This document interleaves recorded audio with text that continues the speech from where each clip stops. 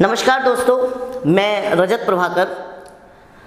आज fathers day के इस स्पेशल डे पर मैं आपके सामने एक ऐसी कविता लेकर आया हूं जो करोड़ों भारतीयों के दिलों पर राज करती है।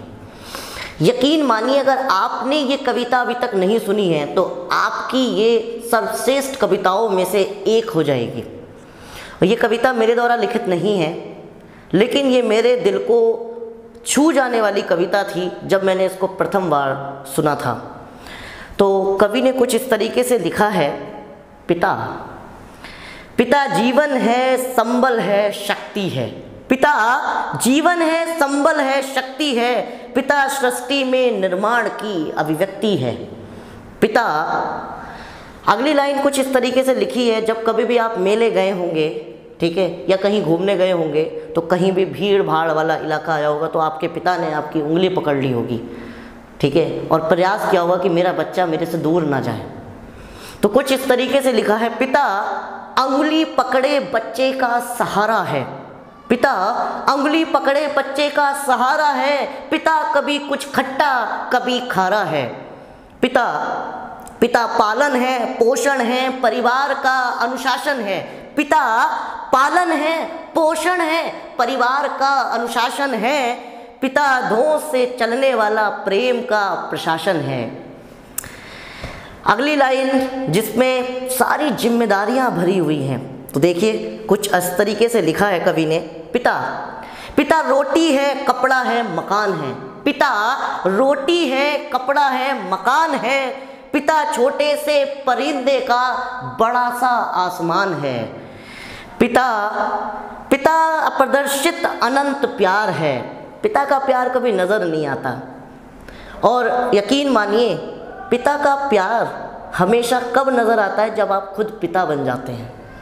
बहुत चंद लोगों को पहले से ही पिता के प्यार को आभास हो जाता है। तो कवि ने कुछ इस तरीके से लिखा है।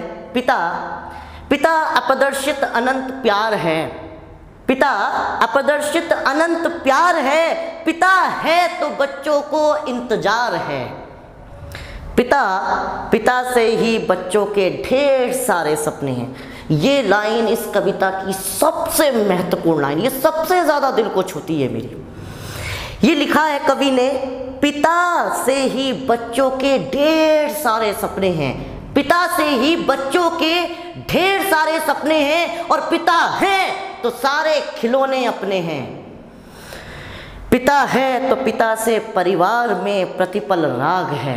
पिता है तो पिता है तो परिवार में प्रतिपल राग है। पिता से ही माँ की बिंदी और सुहाग है। पिता परमात्मा की जगत के प्रति आसक्ति है। पिता परमात्मा की जगत के प्रति आसक्ति है। पिता गृहस्थ आश्रम में उच्च स्थिति की भक्ति है। वाह। अगली लाइन मैं समझता हूँ कि ऐसा सभी पिताओं ने किया होगा, लेकिन कुछ ही चंद बच्चे होंगे जिन्होंने जल्द ही आभास कर लिया होगा कि मेरे पिता ने भी मेरे साथ ऐसा किया है। और मैं मानता हूँ हर एक बेटे या बेटी के साथ पिता ने जरूर किया होगा ऐसा। ये कुछ कवि ने इस तरीके से लिखा है। पिता अपनी इच्छाओं का हनन और परिवार की पूर्ति है। पिता अपनी इच्छाओं का हनन और परिवार की पूर्ति है। पिता रक्त निगले हुए संसार की मूर्ति है।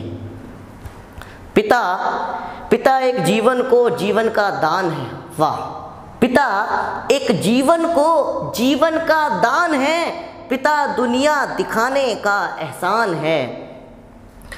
और आप जानते हैं, कभी भी बच्चों पर आँच आती है तो पिता किस तरीके से अपनी जान हथेली पर लगा देता है। वो एक मिनट भी नहीं सोचता है कि हाँ मेरा जीवन रहेगा या बचेगा। तो कुछ अगली कविता कवि ने इस तरीके से प्रदर्शित करी है। पिता सुरक्षा है अगर सिर पर हाथ है। पिता सुरक्षा है अगर सिर पर हाथ है। पिता नहीं तो बचपन अनाथ है। पिता नहीं तो बचपन अनाथ है। तो पिता से बड़ा तुम अपना नाम करो। अगली लाइन ये आप लोगों के लिए है। तो पिता से बड़ा तुम अपना नाम करो। पिता का अपमान नहीं, उस पर अभिमान करो।